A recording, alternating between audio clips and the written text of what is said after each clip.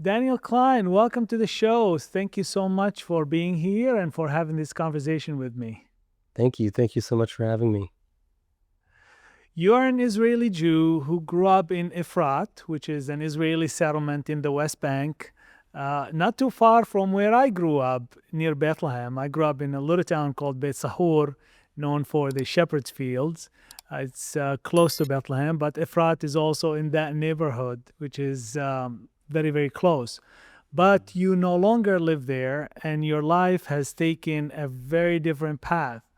What strikes me is that back in the Middle East, even though we grew up on the same land, you and I, only a few minutes apart, the system, the occupation, the Israeli occupation in place would have made it nearly impossible for our paths to cross in a meaningful way. So there are giant walls, as you know, surrounding Bethlehem, 3 giant walls, checkpoints, iron gates that they shut down and they open anytime they feel like it. The roads are largely reserved for Jewish settlers, although we share some roads in area, I think, C or B. But there are, they are not abstract political realities. These are real realities that impact everyday life. They shape every aspect of the Palestinian and the Israeli lives, and they keep people separated. They keep Israelis and Palestinians separated. And yet, here we are today in the United States, talking through a web camera, sitting together as brothers in Christ. And that means something. To me, it is a reminder that peace and reconciliation is always possible. It is a sign that, the cycle of violence can be broken among our people, and that truth, justice, and reconciliation are still worth pursuing for both the Palestinians and the Israelis. Later, I want to ask you about your journey of faith in Jesus, but let me begin here. I've watched the settlement that you grew up in Efrat expand over the years near Bethlehem. When you think back to your time there, what was it like growing up in Efrat, knowing that you were surrounded by Palestinian towns and villages?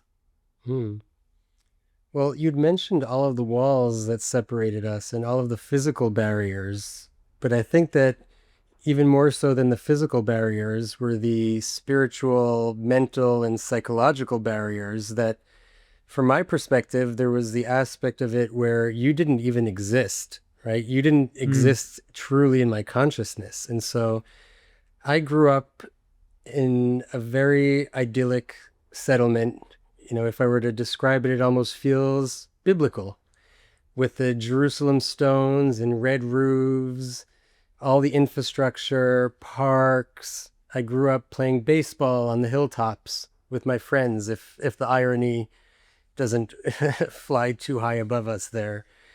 And so I really grew up in a very, very insulated bubble. And as for me, it almost felt as if I just lived in a suburb of Jerusalem. And my only real encounter with Palestinians, and back then I didn't even know them as Palestinians because there was a systematic attempt to delegitimize the concept of a Palestinian. So I grew up learning that Palestinians didn't exist. So from my perspective, even though there is about 7 million Palestinians yes, living in Israel and Palestine. I mean, the demographics are 7 million Jews and 7 million Palestinian living in the Holy Land. Yes. And the way we were taught, and you can still hear it to this day, this isn't some sort of fringe idea, that the Palestinians do not exist. And so we might call them Arabs as a way to kind of erase what a Palestinian even means. And even then it gets very discombobulated. Are you in Israel? Are you in the West Bank? And all of these attempts to obfuscate the reality of this people, of the person who is sitting right in front of me right now. And so my only interaction with Palestinians back then growing up was seeing them on the roads as I drove through from my settlement to Jerusalem. And in the settlement, we would see them, they would come and they would work. So builders and gardeners and beyond those groups, which later in life they can't come into the settlement on their own. They had to come in with an armed guard and they had to wear yellow vests, all of these Yes. different layers of dehumanization. That was really my only interaction with Palestinians growing up. So you never had a conversation with any of them? No. Or, wow. You know, a couple of months ago, I went on the Tucker Carlson show and I tried to help people outside this region understand the everyday reality on the ground. One of the main reasons I went on that platform was to draw attention to the new Israeli settlement being built on Christian land near Beit Sahur, where I grew up, and to highlight the existential threat, and I mean it, is an existential threat that these settlements pose to Palestinians, especially to the Christian population of Palestine, which is already under immense pressure to leave the Holy Land.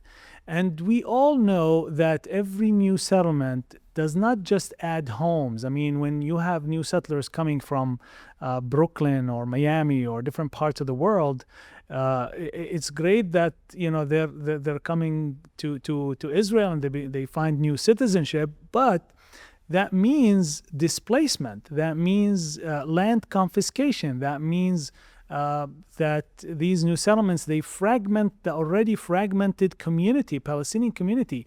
That means restricted movement. And over time, it makes normal life unsustainable and quietly pushes people off the land. Many of us genuinely fear that within our generation, Daniel, there may be no Christian presence left in Palestine. And I know now, the Christian presence have been dwindling, and some political agendas, they want to attribute that to, local pressures. Muslims are pushing the Christians out, but you and I know from talking, off this interview, and that there are systems in place designed to push the local Christian population out. I mean, right now in the West Bank, there's about 50,000 Palestinian Christians. In Israel, I think it's about 150, 160. But the population is shrinking because of internal displacement in 1948 and 1967, which dramatically changed the demographics of an area like Bethlehem. It used to be 80% Christian, now it's about 20%. And it's because of these refugees coming to Bethlehem. And the low birth rates among Christians, it's a very well-known fact. And also, the major part is that Christians, they don't like conflict. They tend to flee. My family came to the United States because of the violence and because of the conflict that has been taking place. So from your perspective, Daniel, how do Israeli settlements in the West Bank pose a threat to the Palestinian communities that lived there for centuries and generations? I think that there are two parts to this. One is also the treatment or the perception of Christians and Christianity. And then what you're asking is also about the lived reality. And, over time, I started to see how the settlements were creating, at a very basic level, a Swiss cheese in the West Bank. Right. And every time another settlement pops up, it's cutting off another access point, another road, and now you throw in another checkpoint. And for my lived reality, I wasn't even aware of this until I started realizing that what could be a 15-minute drive for me could be a 2 to 7 hour drive for a Palestinian, just based on the whims of what roads are we going to close today and how much are we going to harass the Palestinians by checking IDs one at a time. And I had these very formative experiences driving through the checkpoint as they started to become these monstrous border crossings.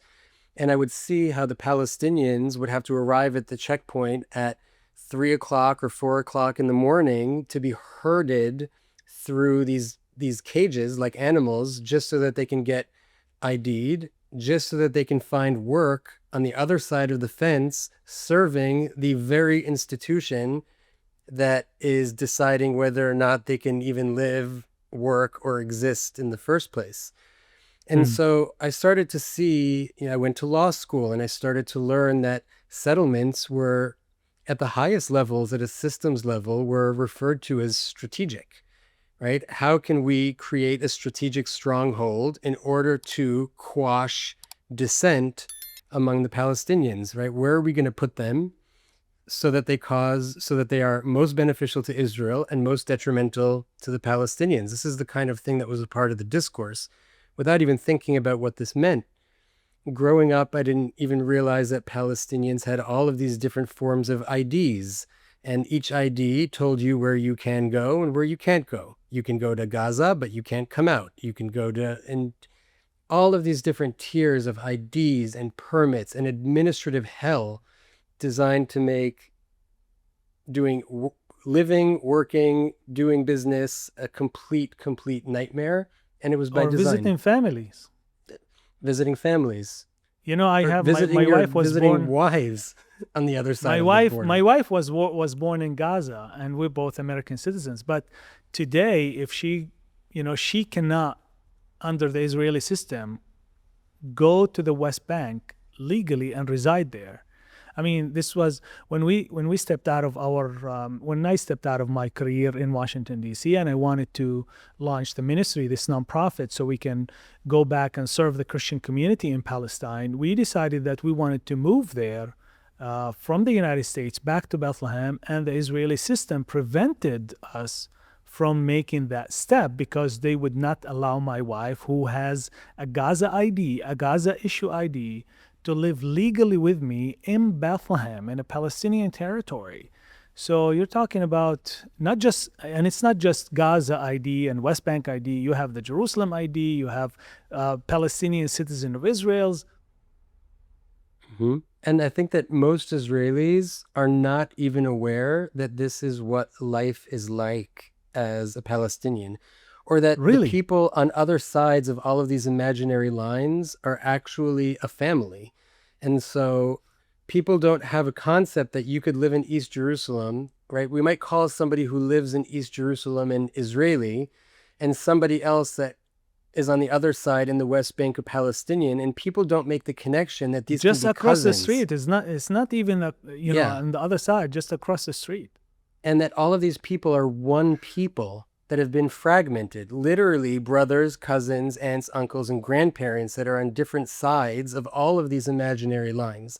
This is not the kind of thing that most people, I don't know if they think about it, they certainly haven't internalized it. And I only discovered these things very, very late in my journey of deconstructing Zionism. Was I even aware of what the lived reality of a Palestinian might be like anywhere under Israeli territory?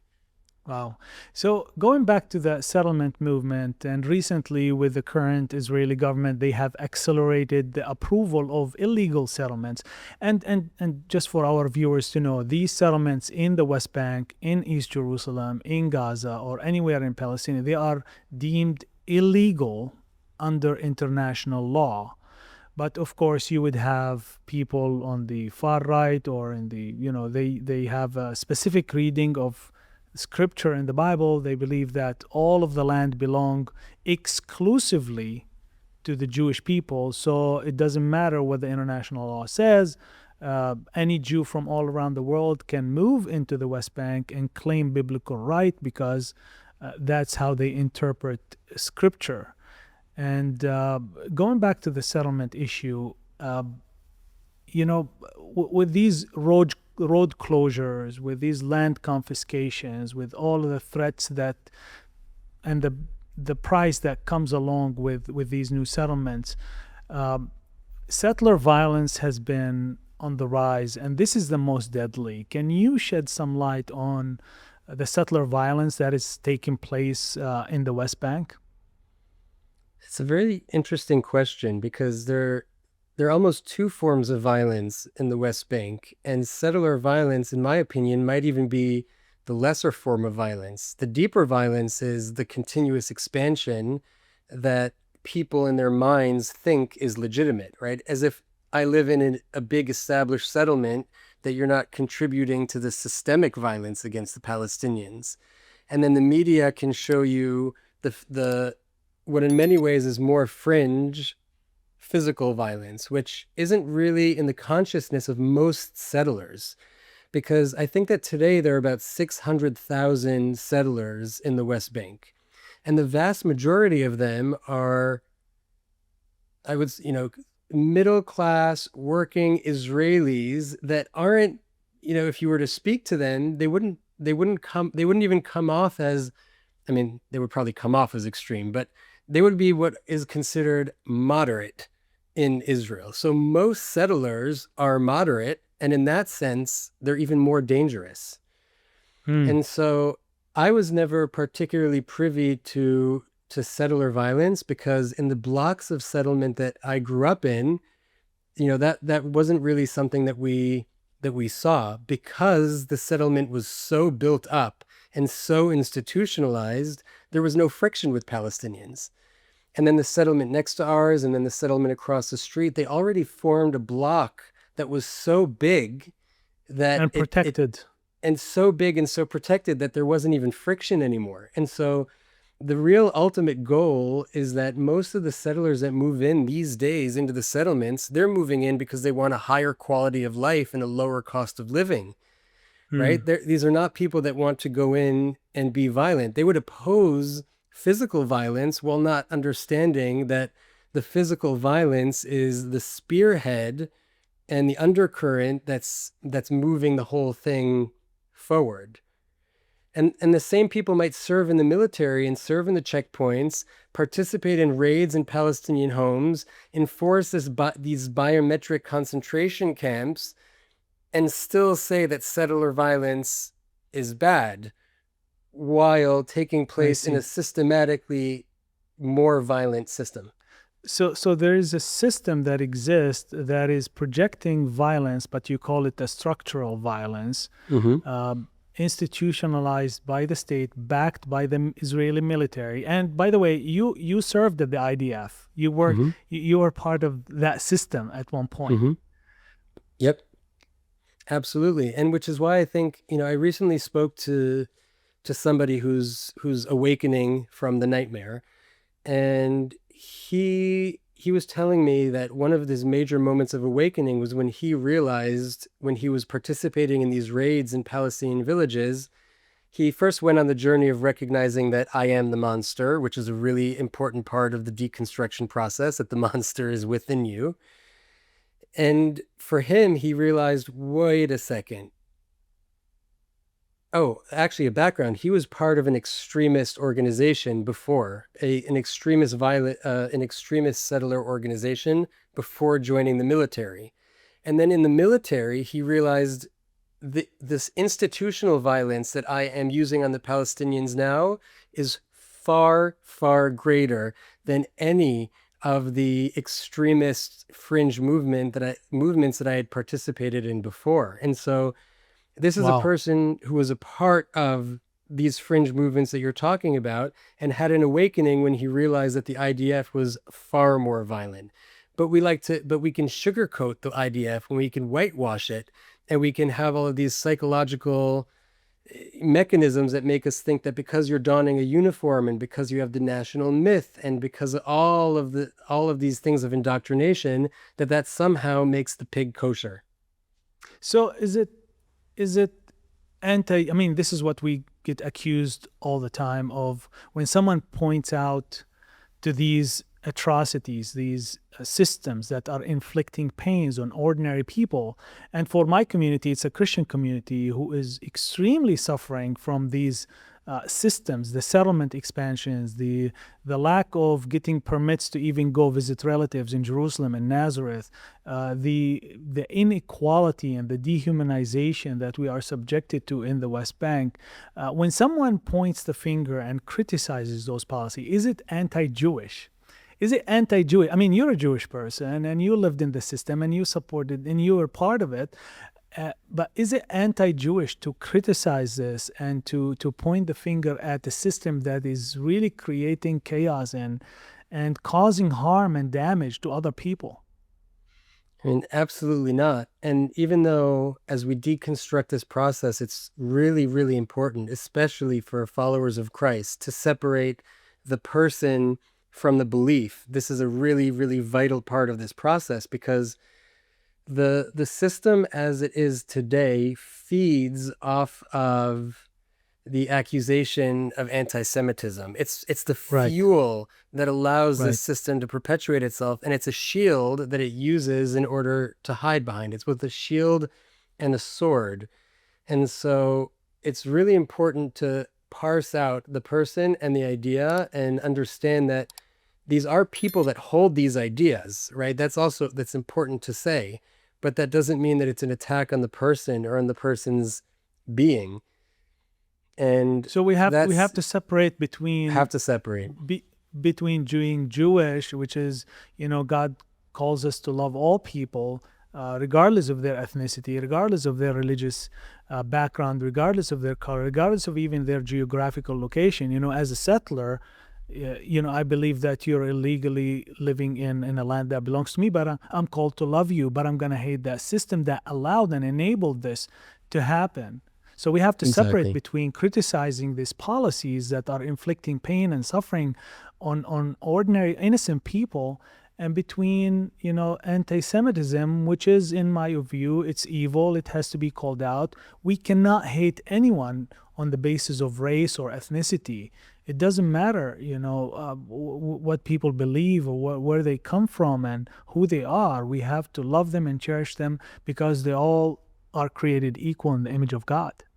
Mm-hmm. And once you dehumanize the dehumanizers, you become a dehumanizer, right? So and it's really, really challenging work, right? The ability to keep the heart open, despite the fact that these people hold these beliefs and are perpetuating the cycle, and to never allow it to get to you to the point where you start participating in the same cycle.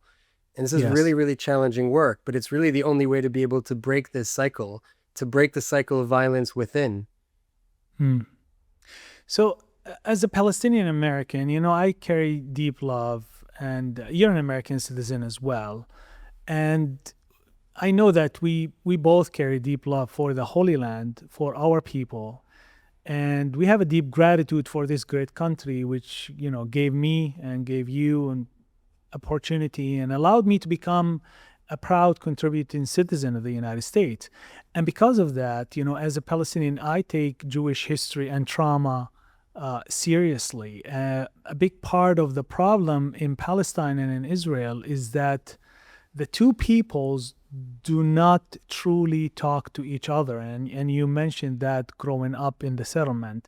And I grew up in a Palestinian town, and I never had the really meaningful conversation and communication with settlers or with Israelis in general.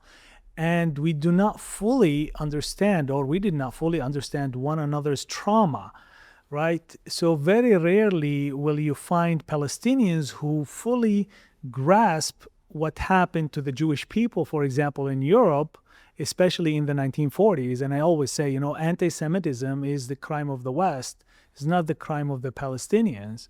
And very rarely also you will find Israelis who fully understand the events of 1948, the Nakba, right? And the way Israel's establishment came at the cost of displacing hundreds of thousands of Palestinians and emptying so many towns and villages and kicking people out of their homes, and they were never allowed to come back. Many people don't even realize that a large portion of Gaza's population, some people say it's 70%, consists of displaced refugees from 1948 and 1967. And at the same time, I fully recognize that, anti-Semitism is real, as I said. It's painful, and it's deeply rooted in history, from centuries of persecution to the horrors of the Holocaust. But Palestinians are not anti-Semitic. The Palestinian cause is not anti-Semitic. This is about struggle for finding home. It's a human issue. It's a moral issue. This is not something to minimize or dismiss. I have many Jewish friends. I have you as a brother in Christ, and I have the privilege of serving alongside Messianic believers who deeply love Jesus and sincerely follow him. I sat at tables with them, prayed with them, and built real relationships. So for me, this is not abstract. I understand that for many Jewish people, questions of land, identity, and security are shaped by, you have a long history of survival. And honest conversation must acknowledge that reality with humility and respect, just as it must also acknowledge the deep suffering of the Palestinians and the dispossessions of the Palestinians that remain unsolved today. So it just seems to me that Palestinians are being dehumanized in a new and ugly way and an unjust way that we haven't seen before. But before anything shifted for you personally, Daniel, what narrative did you inherit about the land specifically, about the Palestinians, and about your role in that story? So some of the myths that we grew up with is that the land of Palestine was a land without a people, for a people without a land. So when we arrived, there was no one here. And actually, the propaganda works on many levels. So you could, on the one hand, learn that there was no one there. And then you might learn that the people that were there weren't really from there. They came from other places to work there because the Jews were creating job opportunities. So the Arabs that were there weren't even from here.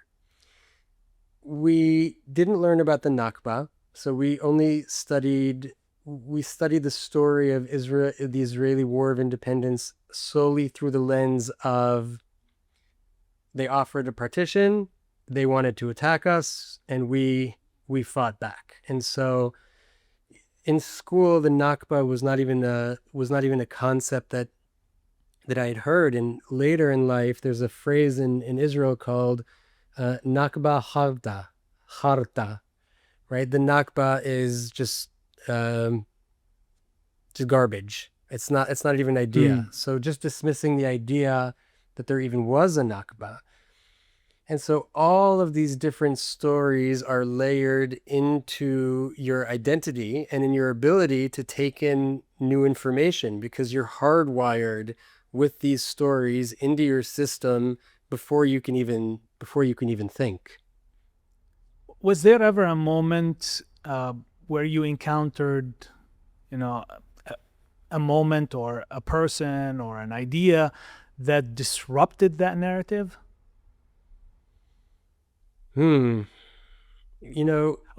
was it a process for you? It was a long process, crack after crack after crack in the foundation until the building collapses. The real moment for me was in 2020 when I witnessed the state of Israel's response during COVID, where I wrote in my diary at the time, I said, I recognize that Israel is a police state and we are the victims. That was the first stage, because when I first recognized that Israel was a police state for its own citizens, that's when I started having these moments where I realized, whoa, what has it been for the Palestinians all this time?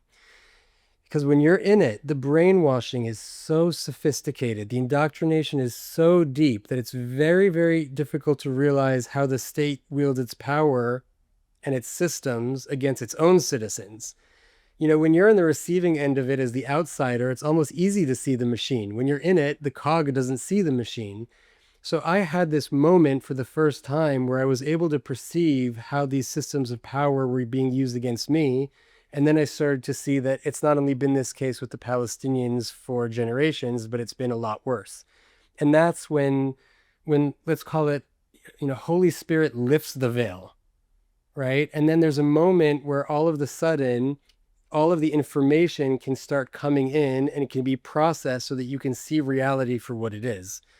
And so I would say it was decades of cracks that were forming, and then a moment where it was lifted. And only then could the information come in. And that's why I share with people that the system is so sophisticated that any information that doesn't confirm what you already believe is rejected by your mind. This is a subconscious process. You can't see reality for what it is, and the information doesn't come in. And it's only when something fundamentally shifts that you can even take in all of these things that we're talking about.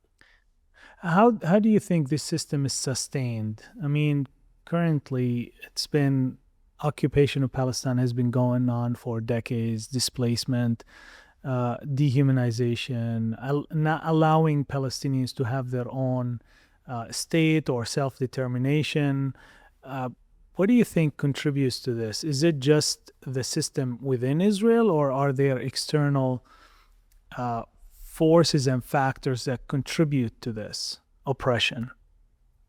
I think that part of what it is that the Palestinians taught me, or the Palestinians showed me, is that Israel is exposing something that is much, much bigger that we haven't been able to see. And the entire imperial colonial system is all interconnected. And all of these different players contribute in different ways. So the Israelis are shooting guns that were manufactured somewhere else and paid for by somebody else in a much bigger system that controls everyone everywhere. And Israel is doing us, I'm sad to say, the favor of exposing this darkness for everybody to see. And it's kind of the microcosm and the macrocosm. And I think that taking accountability is the root of all healing processes. And essentially, we're all contributing to this system, right? What do you? Yes, I totally agree, and I think, for me personally, the past couple of years, especially, with Gaza and what took place there, I felt betrayed within my own community, Christian community in the West, where some, not all, some, which is an extreme stream of Christianity, of evangelical Christianity, gives a theological cover, gives a justification for whatever reason. It's end time prophecy or the security and safety of the Jewish people, which I also care about. But some Christians, not all, because America is diverse and the Christianity is very diverse with so many different denominations and so many schools of interpretation, but some loud and influential, outsized influence they have on U.S. policy, they have given cover to these systems that you and I lived through and we experienced on daily basis, and those systems impacted our families, impacted our people, and they continue to inflict pain not only on Palestinians, but the security of the Palestinians is also it's a main factor to provide security and safety for the Jewish people. They're interconnected. Do you feel that way as well? Yes, and I think that's one of the most important, profound realizations, that the safety of the Palestinians is everybody's safety, and their liberation is everyone's liberation, because Israelis don't understand that they are hostages of the very same system that they're contributing to and perpetuating. And the Palestinian liberation is what is, I believe, going to expose to everyone where they aren't free. And ultimately, what the Israelis are embodying in their occupation and subjugation of the Palestinians is, of course, creating an equal and opposite reaction. And then the Israelis look at that reaction and say, oh, this is actually fuel for us to do more things. We need to escalate. Look, everybody is against us. We need to escalate more. And it creates this cycle. It's a form of death spiral. And so understanding that what we are inflicting on the Palestinians is always, it's coming home, and it's going to come home, and it's causing more danger to Israelis and more danger to Jews and more danger to everyone everywhere. Expanded wars all across the And Middle East expanding. because of this unresolved issue. I mean, for how long can the status quo continue? For how long can we keep on going like this without real resolution to this 80-year-old conflict? Yeah, and it takes a deep inner reckoning. Do you believe of what I mentioned earlier, that Christians have played a role? Some Christians, I don't want to generalize, because there are so many great Christians and pastors and leaders in churches that have done amazing in providing platforms for Jews and for Palestinians, in supporting ministry causes and relief work. But there are also those groups that have contributed to the ongoing conflict. How do you see that from your perspective as an Israeli Jew who lived in the West Bank? Well, I can share that growing up, I was witness in our own town to the efforts to create relationships with groups like Evangelical Christians in order to receive their financial backing. And I can testify and witness that behind the scenes, right, the attitude of the Jews was, we will take your money, right, and treat you as a useful idiot. Take your money even though we don't believe in what you're perpetuating. What we believe they were perpetuating was the ingathering of Jews to Israel, right, in order to fulfill prophecy. And so there was always this relationship where, on the one hand, we were happy to receive money, funds. Often these are Christians that would be supporting the purchasing of things like military equipment, right? And just so sad. We were very happy to receive this kind of support, but it was never from a place of mutual love and respect, I would say. But rather, how do we take the money and take the resources in order to perpetuate our political ideology? And use it for settlement expansion, projecting power, and keeping and growing that system, that beast, and growing in Absolutely. I want to talk to you about your faith journey, because it's really remarkable how you didn't just disentangle yourself from living in the West Bank and leaving your old life, but when you first began to seriously consider Jesus, what was the hardest part to reconcile with everything you have been taught? So growing up, we had a very, very vast library in our home. And there were two main topics of books. The first one was Zionism, and the second topic was Jesus and the Jews. And there was a lot of resistance to Jesus, because these were all books on certainly on discrediting Jesus and the relationship to the Jews. And there's a deep form of trauma, of Christ's trauma, that's ingrained into Jewish people, and I call it the Inquisition trauma. And Right. So from a very young age, there's an immediate aversion to, a physical somatic resistance to the idea of Christ. And this is what I grew up with. And I grew up in environments where Jesus would be equated to Hitler in the same breath. Wow. And Wow. the same acronyms for erasing Hitler's memory were used to erase Jesus's memory. And I started to encounter the anti-Jesus rhetoric everywhere in my upbringing. And so there was a lot to deconstruct on this journey, right? Because I really feel that the process of rebirth means a complete dying of the old self. If you are not able to let go of everything, whether it's material or any idea that you have, you're not going to be able to really go through this process. And so I was really blessed to pull this 180 because it's the a really beautiful journey. And so How go did ahead. that decision came about? Well, I grew up in a home that practices rabbinic Judaism. It was a religious Zionist settlement, and we practiced rabbinic Judaism. We're deeply interwoven. This is what I grew up with. It's the system that I grew up in.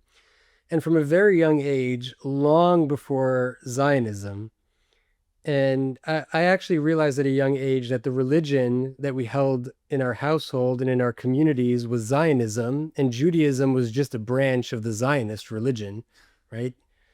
But from a very young age, from the age of around 5 years old, I started kind of seeing through rabbinic Judaism. And I had my doubts. I started turning lights on Shabbat when nobody was looking, which was against the rules. And I started living a double life, essentially, because I was always disconnected from the teachings of rabbinic Judaism because something always seemed off. My questions were never fully answered. My criticisms were not welcome. And I would ask, deep, piercing questions about why we do certain things. We're missing the letter of the law. We're finding workarounds, or as Jesus would say, the korban, how we create loopholes in order to avoid the essence of the thing. But growing up, I didn't have any sort of framework whatsoever that supported what it is that I was looking at. And so I had to create this disconnection. I had this self that I was showing to the outside world where I was pretending to be the nice Jewish religious boy, but then there was the part of me that I was hiding. And so my entire identity from a very young age was built on hiding. I was hiding my true self. And my entire life was built on this succession of lies, because once you start hiding, everything that you do starts falling into this category, and you can start pushing things into your own darkness. And eventually I reached this point where, I was committing the worst transgressions in my own life and in my personal life. And I had a moment of reckoning where I sat with myself and I said, how could I have done all of these things? And the things that I did, not only to hurt other people, but obviously I was hurting myself the whole time. I kept them a secret for many, many years. I was holding on to these secrets until I started having kind of encounters with Jesus. And these weren't direct encounters at this point. I started to realize maybe Jesus wasn't who I thought he was. And he kind of started coming to me in more subtle ways. And eventually I realized that the only way out of my predicament was to confess all of the transgressions that I did to all of the people that I hurt, and to confess, to come clean, to take ownership over what I had done, and to suffer all of the consequences, because we can do, grace is eternally present, but that doesn't mean there aren't consequences. Were you reading the Bible during those times? So Or the not yet. The New Testament? Not yet. This is the beauty of it. I realized that I had to go through this journey. And at the time I would have said, oh my God, I am crucifying myself right now. I am airing out everything that I've ever done. And as I did that, my relationship collapsed. My family broke. I wound up surrendering all of my material assets. I'm giving everything up. And during this entire time, I realized that the most important thing I can do is to keep my heart open. I need to keep my heart open when everything is collapsing, when everyone thinks that I am the worst person that's ever existed. And I realize that I have to keep my heart open, and I have to keep just ferociously loving others and myself through this journey. And that's when I came across the gospel. And I decided to buy a New Testament. And as I was reading it, I realized, wait a second, I'm not reading a book. I am living this book. And not only am Wow. I living it right now, I realized that this was explaining everything that brought me to where I am. From my questions of rabbinic Judaism and Zionism, and all of these different things were alive in this text. And that's when I started realizing, deeper questions about the Messiah, right? The Messiah has always been here, and he always will be here, because growing up, I had this concept that the Messiah was some political figure that was going to come in the future.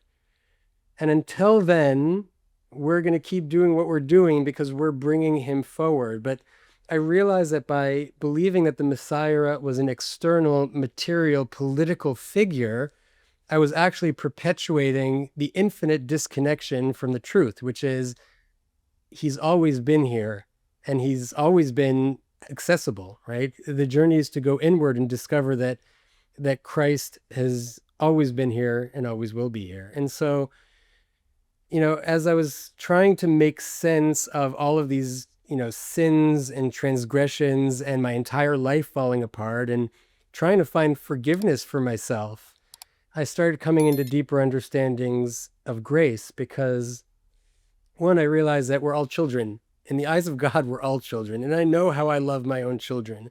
And I know that there's nothing that they can ever do that will ever make me stop loving them. And I came into new understandings of what real divine love is and what my relationship to the divine is.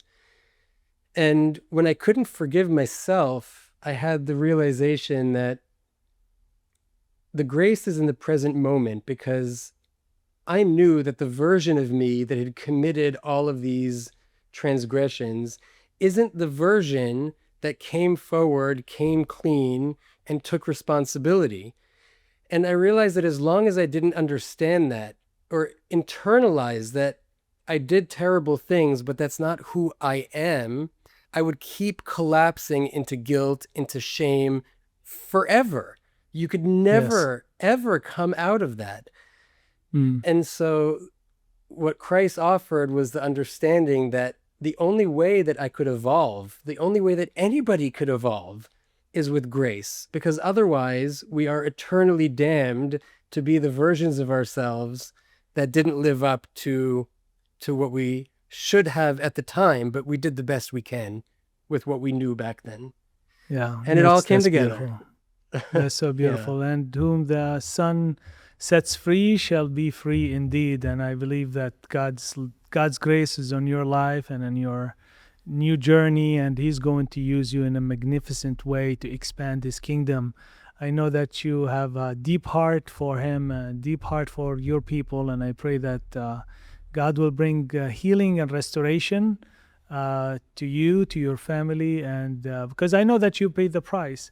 How was this received by your family? So when you came publicly and say, I believe in Jesus, the Messiah, he came already in flesh, he fulfilled the prophecy, he was Jewish, he lived in Judea and Samaria, and he ministered in Galilee and in Jerusalem, he died, he was buried, he rose again from the grave, I declare him as Messiah. When you said that, what was the reaction? Oh, I was excommunicated long before I could even say that. I was excommunicated, as people were starting to get a whiff of all of these things, because growing up, there were 3 red lines that crossing any one of these red lines meant excommunication for my parents. And the first one was marrying a non-Jewish woman. The second one was belief in Christ, or I should say knowing of Christ, because you can know him. And right. 3, speaking out against Zionism. So these were those are the 3 red lines you can never come close to. Yes. And so I wound up breaking all 3. And so the reaction from my family, I had some sisters that I started to be able to talk to about Christ. And that went over okay, I would say. You have 4 sisters, and you're the only boy in the family. You're the only Yes. male in the family. The youngest too. The youngest, Yeah. the wildest. Yeah. Turns out I'm the rebel. But it was really Zionism that led to a total breakdown in connection with the entire family. So let's you came across you used strong language to describe Zionism in the past, and how did you understand it growing up, and how do you understand it now? I mean, we don't want to go into details of what Zionism is, but what if you can summarize to us what was it? How did you understand it when you grew up in Efrat, in the settlement, and now how do you see Zionism? So growing up, Zionism was two things. It was the right of the Jewish people to return to their native homeland. And two, it was a major component of the salvation of the Jewish people, to bring upon the salvation. But not all Jewish people believe that, because some Orthodox or some streams in Judaism believe that the Messiah is the one who's going to restore Israel, not a political secular government in Tel Aviv. Yes. There are some that believe that, and yet those same groups still perpetuate the system, right? They still contribute to the system in their own way, because the system is so sophisticated that there are different layers for different people based on where you are on the spectrum, right? So you can think that it has nothing to do with salvation, but without it, the Jewish people will never be safe. And so it learns, it adapts, and it speaks to different people based on where they are. So where I grew up, it was deeply, deeply connected to salvation. And it's important to note that this is not a fringe opinion. This is a significant percentage of the Jewish population in Israel are religious Zionists, and many of the politicians that are deeply perpetuating the system and the genocide are from these groups and these from these parts of society. So you can't dismiss this idea as fringe. And in synagogues, the Zionism has infiltrated the holy books. It's infiltrated the prayer books. It's infiltrated the synagogues. It's infiltrated the rabbinic institutions. And so even if you are not a believer, right, in Israel, even the secular Jews are still connected to Judaism in a way that secular people in America are not connected to their religion, because Israel by its nature is very religious. It's the Shabbat dinners, it's the holidays, it's the Hebrew calendar. So it's the relatives, it's the closeness to religious people. So even the secular Jews in Israel have these connections, and they're ruled by a rabbinate, right? In Israel, the rabbinate decides who can get married and who doesn't get married. So these beliefs of Zionism have infiltrated every aspect of Jewish life in Israel. So it's really inseparable in many ways.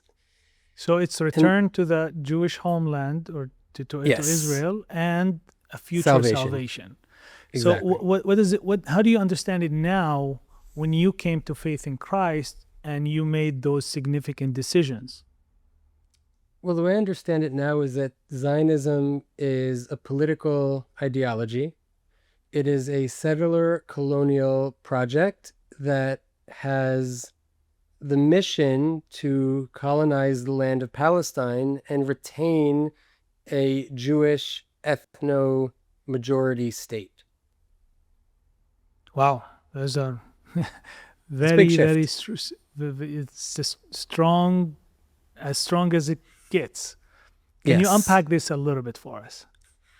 Yes. When we learned about the foundations of Zionism, there were many, many questions that we all had in school that had a lot of apologetics ready, right? So why is it that the founder of Zionism was an atheist, secular Jew? What did he believe? Theodore Herzl, right? Theodore Herzl, yes. And we would kind of start to learn about the different beliefs of the founding fathers of Zionism, and there were always many questions there. For example, they were considering creating a Jewish state in many different places. They ultimately decided on Palestine because it most closely fit the myth, but this wasn't necessarily the original intention. The plan was to create a colony. The question was where. Right. And so we started, I started having these different understandings of it. And then I would encounter the works of Jabotinsky, for example, one of the main Zionist thinkers who is the ideological father of the modern day Likud party. So Benjamin Netanyahu is, you could call him a student of Jabotinsky. And I would read Jabotinsky's work, and Jabotinsky would write explicitly that we're here to colonize Palestine. Every settler colonial project encounters resistance and hostility from the indigenous population. And the Zionist plan is moving forward, so you can expect hostility from the indigenous population, which we need to quash with force. And so for me, it became less about, creating some sort of, it's not about leaving one story and finding another story. I would go back to the horse's mouth, and it was described as a settler colonial project in the land of Palestine, right? This is just the historical way that we were taught it, even while believing that this isn't the case, right? So you could learn that it's called a settler colony, but then be brainwashed into thinking that it's not that, it's just the Jews wanting to return. And you keep going deeper, and you see how Ben Gurion was, would explicitly talk about how we maintain a Jewish majority. And the Nakba was the first major expression of that. And, how do you see? Oh, sorry, go ahead. Yeah, how do you see Christian Zionist contributing to the fulfillment of this vision? Well, where do you see them fit in this picture?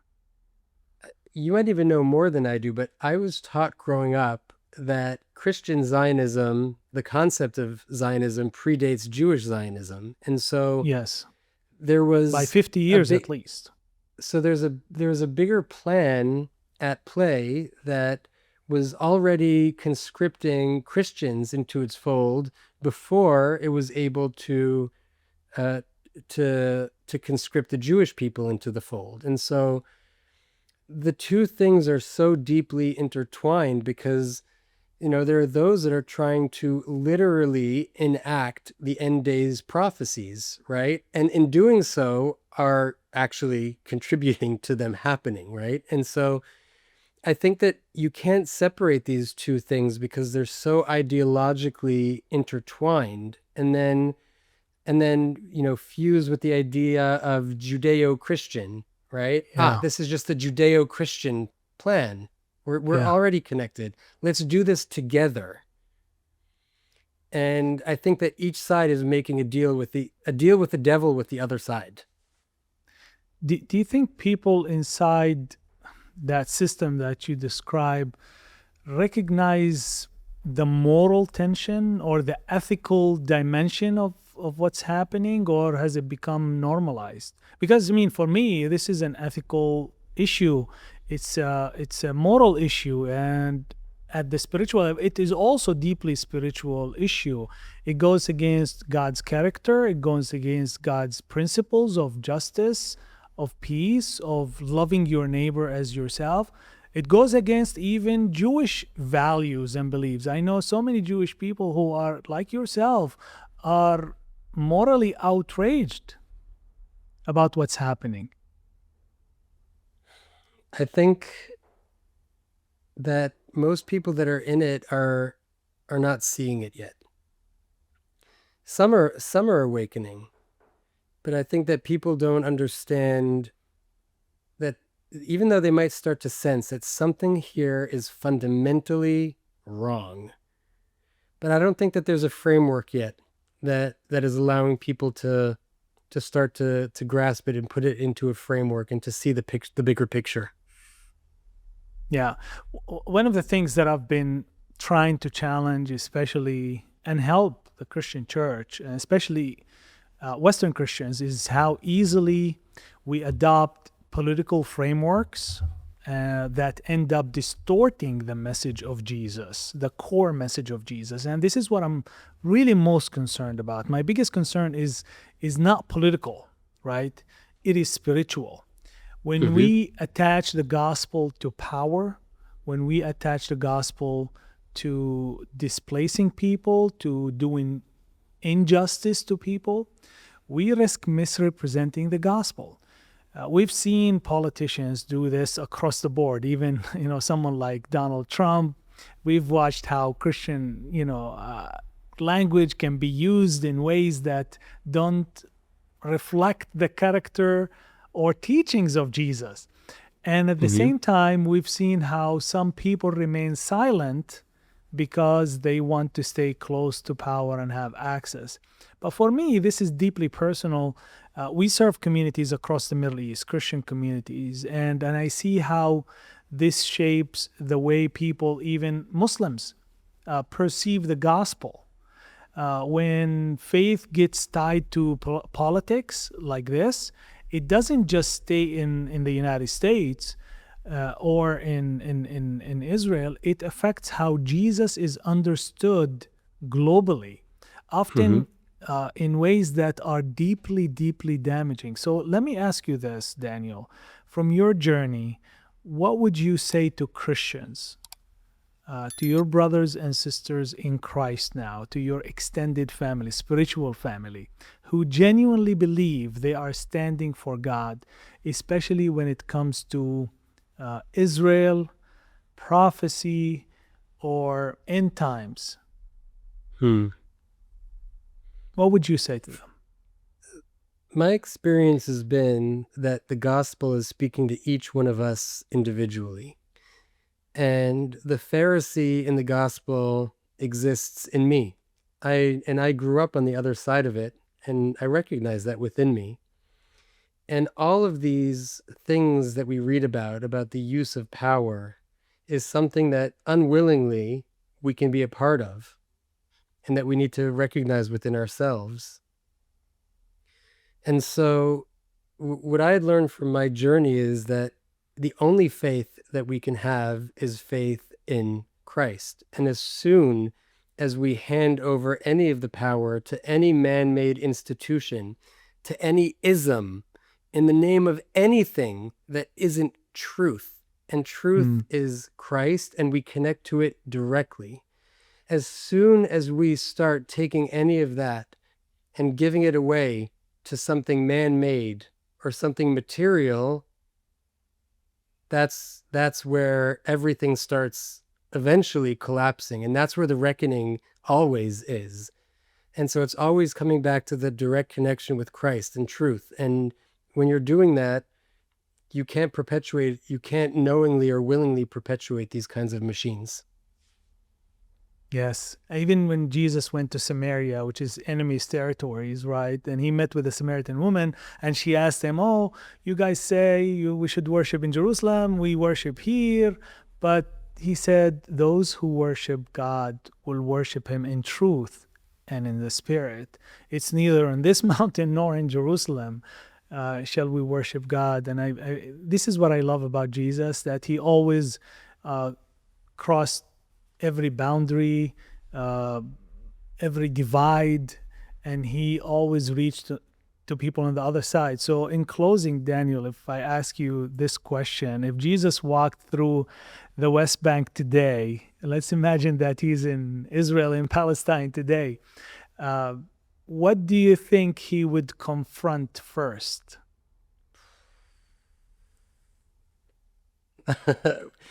We could go line by line. We could go line by line. Maybe we should save that for another episode, right? Cause it's every single thing is happening. So I don't even know where we would start. It's that. It's that big. Okay, let me ask you this question. What do you think his heart would be? Where would he spend most of his time doing and ministering? Mm-hmm. Well, he'd be working in the West Bank, that's for sure. He'd be speaking to, one of the things that I learned from the Palestinians maybe even more than anything, is the true belief in God, in the truest sense, in understanding that no amount of power, no amount of material control, no amount of occupation can ever touch a heart that knows God. And I encountered a people that are truly putting their treasures in their hearts and understanding the depth of the kingdom of heaven, that they can take this world. They can take this world, but they can never, ever take our souls. So there's a part of me that wants to say that Jesus would be working in the West Bank because of everything that we know. But then there's actually the part of me that says, wait a second, there's something about the Palestinians that already understand his message. And so he might actually be working in Israel and speaking to the people that are so trapped, so deluded, and so disconnected from God, and worshiping the golden calf of Zionism, the golden calf of the state of Israel. And he might be there to pose the ultimate reflection. Beautifully said. Daniel, it's been a joy chatting with you. I'm sure that we need to do more of these episodes to help our brothers and sisters with the little that we have been entrusted. I know that you don't claim to know it all. I don't definitely claim to know as much as I would love to on matters of faith and what's happening around us. But the reason that we're having this conversation is that both of us are so passionate about the gospel, and we want to see the work of Jesus, the work of peace, reconciliation, justice, and to demonstrate the love of God to all of our neighbors, to our Jewish neighbors, to our Muslim neighbors, to our Christian brothers and sisters who are suffering a great deal in Palestine and across the Middle East. And we want to see a healed world by the love and hope of Christ that we have. So, Daniel, thank you so much for your testimony, for your faith, for your boldness, and all the best to you. Thank you. Thank you so much.